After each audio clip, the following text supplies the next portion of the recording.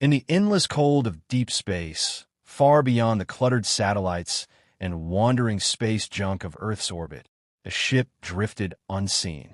Sleek and dark as a shard of obsidian, the Valora floated, cloaked in shimmering fields that bent light and sound around her. She was a vessel built for one purpose: to watch. Inside, Captain Nylo hovered weightlessly in the control chamber, 6 delicate fingers tapping across a display of strange, glowing symbols. His skin shimmered faintly under the ship's artificial light, a silvery blue that reflected the stars. His eyes, wide and without pupils, stared intently at the rotating planet below. Life form activity, unstructured, chaotic, reported one of the ship's assistant drones, a small sphere humming with purple energy. Civilization appears technologically primitive but emotionally volatile. Nylo made a low clicking sound, the equivalent of a sigh among his kind. Just as command predicted. We observe. We do not engage. The drone flickered in acknowledgement, but as it turned away, the Valora shuddered. Nylo's head snapped up. Stabilizers. Calculating. Anomaly detected. Gravitational pocket. Uncharted fluctuation, the drone replied. Alarms pulsed, low and urgent. Outside, Earth's atmosphere tugged at the ship like an unseen hand.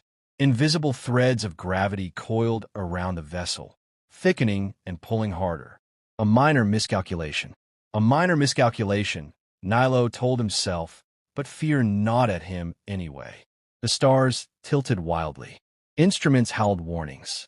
The ship's defenses, meant to shield it from scans and stray debris, were useless against the sheer pull of a planet's will. Engage thrusters. Correct trajectory. Nylo barked. We are beyond threshold correction, the drone said calmly. Impact imminent. For one small moment, Nylo allowed himself to feel panic, raw and strange, a crack in the perfect discipline his people prized. Earth grew larger in the viewport, a swirling mass of green and blue and white. It was beautiful, terrifyingly alive, and entirely indifferent to him. The ship's emergency protocols took over, wrapping Nylo in a cocoon of energy designed to protect vital crew. Valora screeched into the upper atmosphere, heat flaring along her dark hull. Clouds tore apart around her. From the ground, she must have looked like a meteor, a falling star burning through the sky. Thousands of miles below, in the quiet folds of a forest, a boy named Eli Anders lay sprawled in the grass behind his house, staring up at the stars. The night air was cool against his skin. A battered notebook lay open beside him, half filled with sketches of imaginary planets and strange creatures. When he saw the streak across the sky, he gasped. "Make a wish," he whispered automatically, even as his heart pounded. But this wasn't like the falling stars he'd seen before. This one was bigger, brighter. It roared like a living thing. He scrambled to his feet, his sneakers slipping on the dewy grass. The streak angled downward, vanishing behind the thick line of trees beyond the meadow. For a heartbeat, the world was silent again. Then, a distant thud. The ground trembled under his feet. Eli's mouth hung open. He glanced back at the house.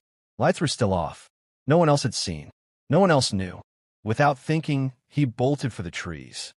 Meanwhile, Valora groaned in pain. Deep in the forest, the ship lay half buried in the soft earth, smoke hissing from broken seams. Trees splintered around her, some smoldering from the heat of the crash. Panels flickered, systems struggling to reboot. Inside the cocoon, Nylo stirred his mind foggy. Survival.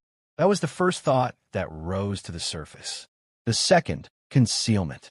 If Earth's inhabitants found him, if they realized what he was, the consequences would be catastrophic. His people had strict codes about contamination.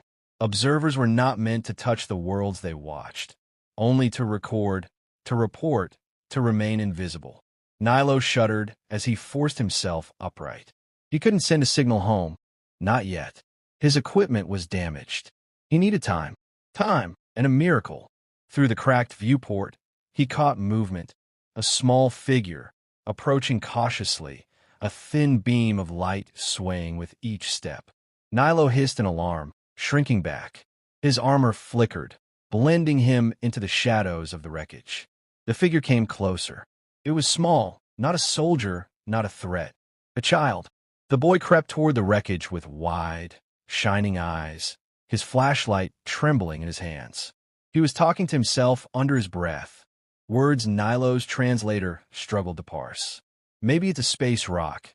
Maybe it's a real spaceship. He wasn't afraid. That confused Nylo most of all. The boy knelt by a twisted piece of the hull, brushing ash from a gleaming panel with a kind of reverence. Nylo watched him, torn between instinct and curiosity. Protocol demanded he remain hidden. Survival demanded he stay silent. But something deeper, something older, some flicker of wonder buried under centuries of cold training, whispered otherwise. Maybe Nylo thought, just maybe, contact wasn't always contamination. Maybe sometimes it was destiny. Eli Anders had always believed in things he couldn't see. Monsters under the bed, ghosts in the attic, magic in the woods. He had room for all of it in his heart. So when he found the wreckage in the forest clearing, his first thought wasn't fear. It was wonder. The ship, because there was no doubt in his mind that it was a ship, lay cracked open like a broken egg. Glowing veins of light pulsed along its hull, flickering feebly, and strange symbols shimmered across its surface before vanishing into the misty night air. Eli stepped closer, his sneakers sinking into the soft, scorched earth. "Hello," he called, voice barely louder than a whisper. Silence answered him. No police sirens, no helicopters, no men in black suits. Just the rustle of the trees and the crackle of cooling metal. He raised his flashlight and caught a glimpse of movement, a shadow sliding between two broken sections of the ship. His heart skipped. Someone was alive in there. "Hey, it's okay," Eli said, holding out his free hand, palm up. "I won't hurt you. I swear." The words felt ridiculous the moment they left his mouth. What was he supposed to say to whatever was in there? But he meant them, every clumsy syllable. Hidden in the shadows, Nylo hesitated. He had seen many things in his lifetime: burning cities, crumbling worlds, desperate species fighting extinction. He had prepared for hostility, suspicion, violence. But kindness? That was something no training could account for. The boy was small, fragile. A simple gesture, a show of open hands, a universal signal among many species. I mean no harm. Against every protocol, against every warning thrumming in the back of his mind, Nylo made a decision. Slowly, carefully, he stepped into the light. Eli gasped, and the flashlight wobbled in his hand. Nylo stood barely taller than Eli's shoulder. His silvery blue skin shimmered like oil on water. His body was slim and elongated, with delicate arms and long fingers ending in soft points. His face was nearly human. No mouth, only a smooth surface where lips might be, and large, glassy black eyes that reflected Eli's awestruck face back at him. For a long, trembling second, they simply stared at each other. You're real," Eli breathed. Nylo tilted his head slightly, analyzing him. The ship's translator clicked to life, and Nylo's voice emerged, synthetic, halting, but clear. "I observe." Eli's mouth twitched into a smile. "You're a scientist? Like a space scientist?" Nylo considered this. "I learn." Eli lowered the flashlight, grinning now despite the wildness of the situation. "Well, you landed in the right place. I'm, kind of an expert." Nylo blinked, a slow, liquid movement. Eli laughed nervously. "Okay, maybe not officially, but I read a lot about space. And dinosaurs. And stuff." He shifted awkwardly, trying to think of what you were supposed to do when meeting an alien visitor. "Offer snacks? Give a tour? You hungry?" Eli asked impulsively. "I could, get you some Pop-Tarts." Nylo stared at him, expression unreadable. "Never mind," Eli muttered, cheeks burning. That was dumb, but Nylo surprised him. He stepped forward, moving with a slow, weightless grace, and extended one hand. It was an odd gesture, not quite a handshake, more like a respectful offering. Eli reached out and touched Nylo's fingers, and a tiny jolt, like static electricity, zipped through him. A bond, thin but unmistakable, formed in that moment. Nylo withdrew his hand and pressed it lightly against his chest, where his heart would be. Friend. The translator whispered the word directly into Eli's mind. Eli smiled, so wide it hurt his cheeks. Friend, he echoed. Above them, the stars wheeled silently across the sky. In the distance, a dog barked, and a train rumbled along unseen tracks. The world went on, blissfully unaware that somewhere in the woods, two completely different beings had just bridged the vast, impossible gulf between worlds. Nylo looked up, studying the stars he had once observed with cold detachment. They didn't seem so distant now. A faint tremor ran through the earth beneath them. The ship, Nylo realized, was deteriorating faster than he had calculated. It would not be long before others came looking, either to rescue or to destroy. He turned back to Eli, urgency building inside him. I must repair, he said, voice flickering with distortion. Eli nodded immediately. I'll help you. Nylo blinked again, that slow, liquid blink, but said nothing. He didn't know yet how, or even if, the boy could help. But something in Eli's voice, in his earnestness, made Nylo believe. Maybe, against all odds, this crash was not the disaster he had feared. Maybe it was the beginning of something far more important. The next morning, Eli was back at the clearing before the sun had properly climbed over the trees. He had barely slept, mind buzzing with the impossible reality of the night before. He had met a real alien, a living, breathing visitor from another world. And somehow, unbelievably, they were friends. Eli clutched the backpack he'd stuffed with supplies. A flashlight, a water bottle, some duct tape, a packet of Pop-Tarts, and, at the last minute, a dog-eared atlas of the world. He figured if Nylo wanted to learn, maps would be a good start. As he pushed through the brush and entered the clearing, he saw Nylo already at work. The alien moved with delicate precision, inspecting twisted panels of the Valora, dragging broken components from the wreckage and setting them in neat piles. His fingers glowed faintly when he touched certain pieces, coaxing sparks from dead circuits. Eli whistled low. Man, you work fast. Nylo turned, offering the same slight tilt of his head that Eli was starting to recognize as a greeting. Assistance required, Nylo said. His voice was smoother this morning, like the translator had adjusted overnight. Eli grinned and dumped his backpack on the ground. That's why I'm here. For the next hour, they worked side by side. Nylo would point, a panel, a cable, a twisted beam, and Eli would fetch, carry, or hold whatever was needed. Though Nylo's movements were quick and efficient, Eli could tell he was still injured. The alien side sometimes flickered oddly, like a glitch, and he moved a little slower when he thought Eli wasn't looking. You should rest, Eli said at one point, but Nylo just shook his head. No time. Others may come. Eli didn't ask who he meant. He wasn't sure he wanted to know. When Nylo finally paused, Eli seized the moment. He plopped down on a fallen log and pulled out the atlas. Okay, he said brightly. Lesson time. Earth 101. Nylo watched curiously as Eli flipped open the book to a map of the continents. This is where you landed, Eli said, tapping a spot in the middle of a mass of green labeled North America. And this is the world, well, the dry parts, anyway. He swept his hand dramatically across the page. Mountains, deserts, oceans, people everywhere. Nylo leaned in, his large black eyes reflecting the colorful maps. Many divisions, Nylo observed. Yeah, Eli said, shrugging. Lots of countries. Lots of governments. Kind of complicated.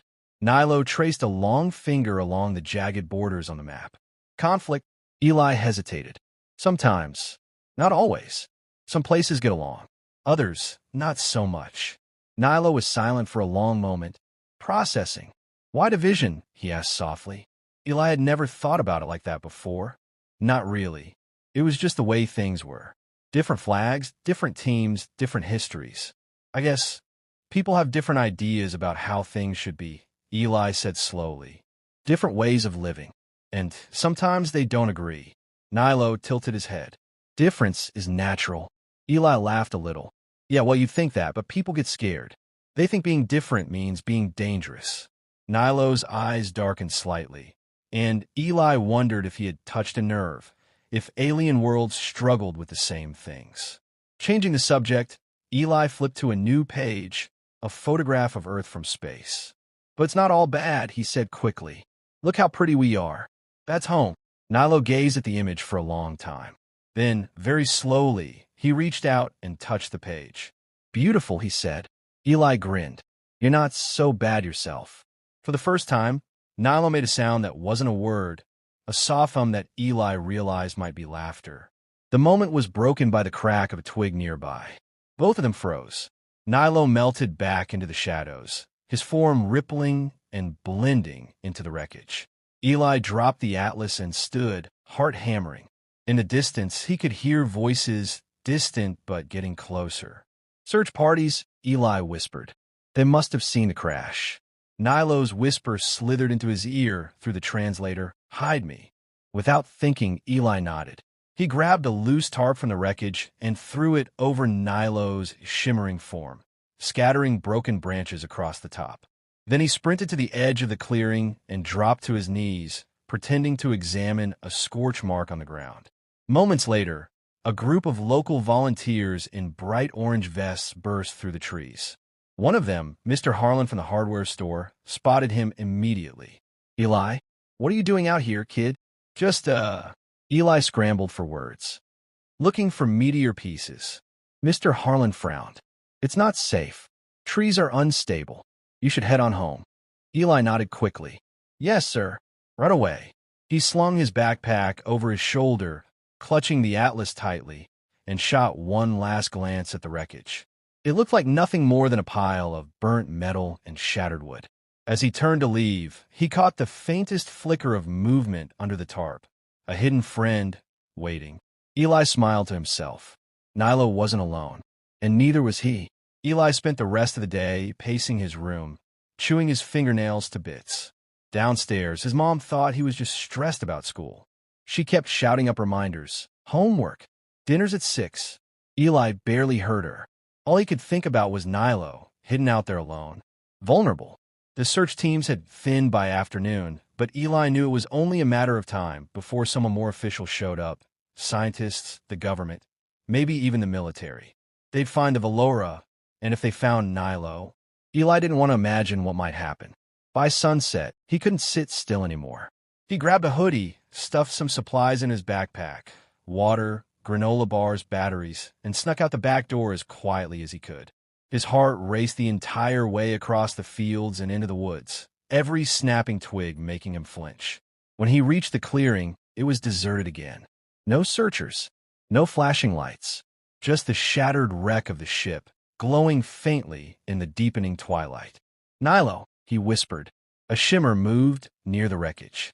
Then Nylo stepped into view, blending back into his natural form. His glow was weaker than before, and Eli noticed the silvery hue of his skin had dulled. You okay? Eli asked, running to him. Nylo touched his chest lightly. Energy depleting. Eli's throat tightened. Can we fix a ship? Can we get you charged up somehow? Nylo shook his head slowly.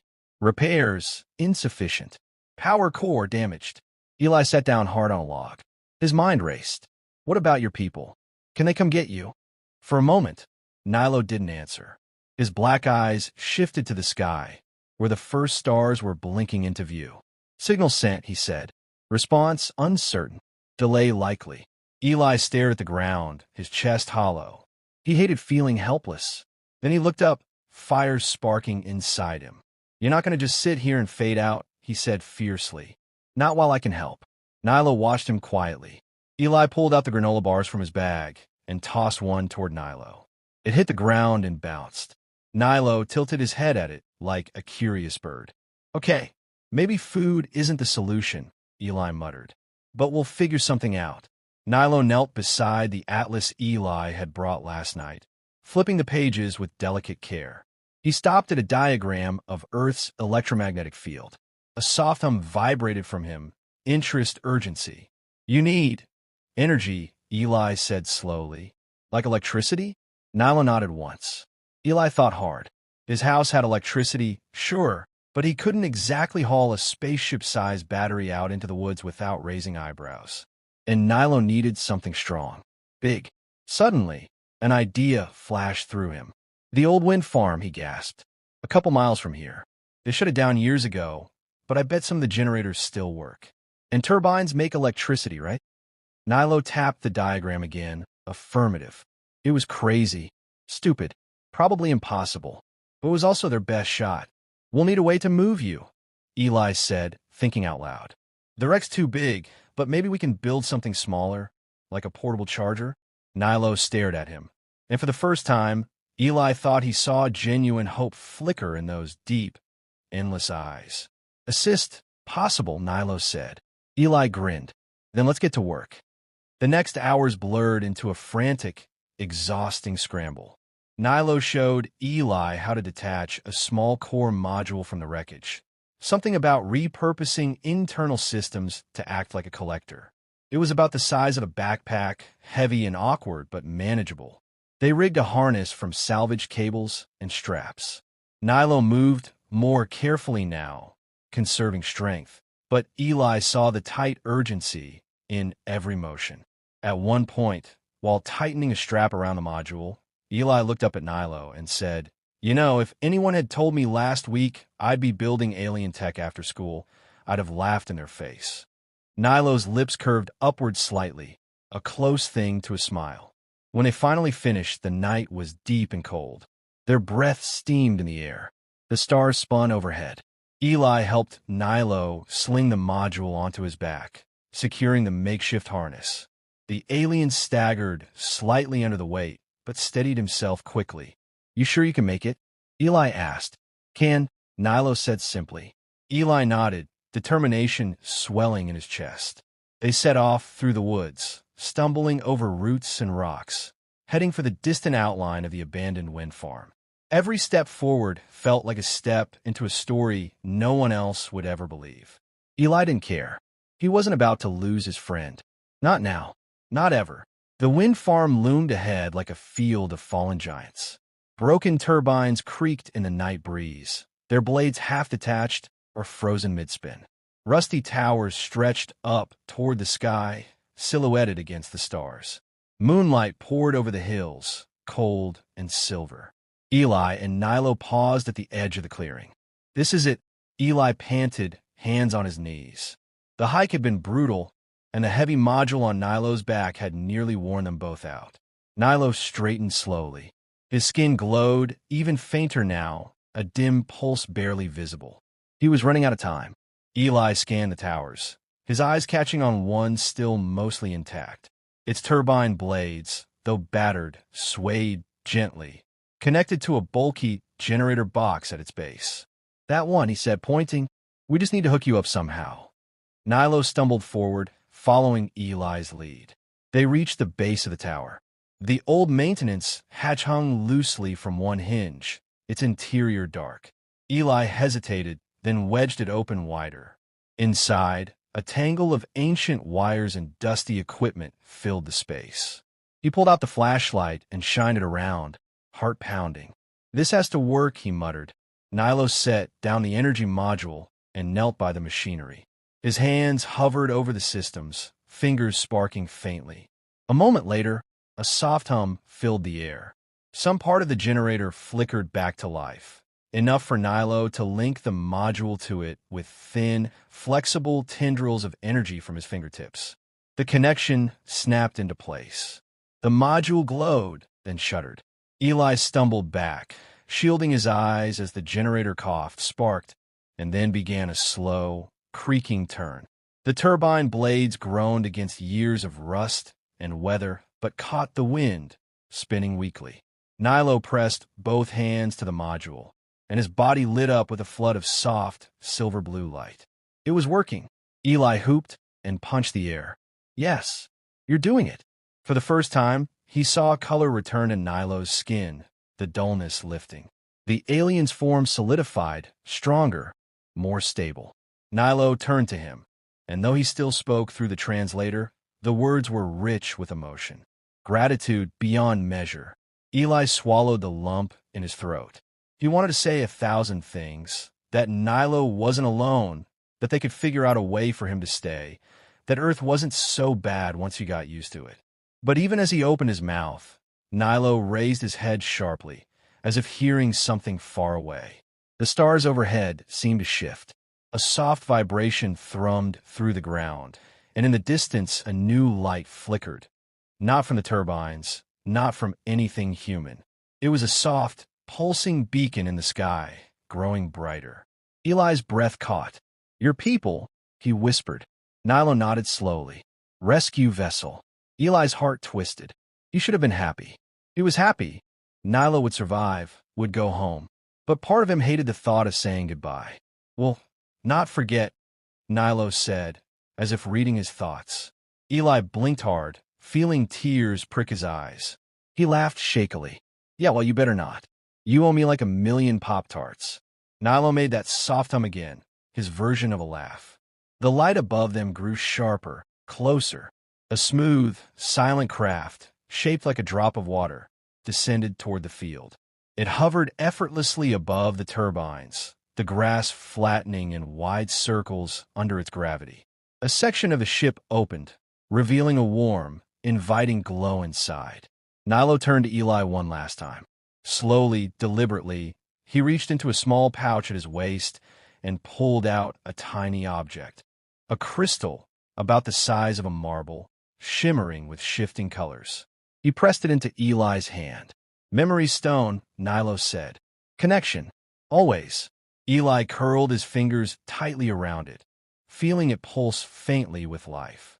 He wanted to say something meaningful, something wise. Instead, all he managed was, "You're the best friend I ever made in, like, ever." Nylo bowed slightly, a gesture full of respect, then turned and walked toward the light. Eli watched, heart full and aching, as Nylo's form melted into the brightness. The ship rose without a sound, faster and faster, until it was a streak of silver across the night sky. And then he was gone. Eli stood there for a long time, the memory stone warm in his hand. Above him, the stars spun quietly, just as they always had. But somehow, the universe didn't feel so big and empty anymore. It felt close. It felt connected. And Eli knew, deep down, that somewhere out there, among all those endless stars, his friend was thinking of him too.